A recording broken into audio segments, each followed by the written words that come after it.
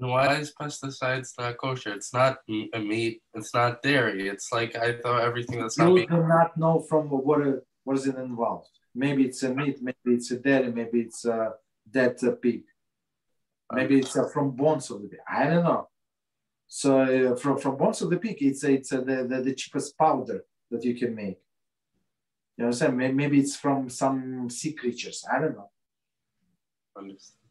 So basically, if it's it's written on OU. Once I saw article, I mean, it's like 100 pages. So I just stopped. I mean, they say it's not kosher. It's not kosher.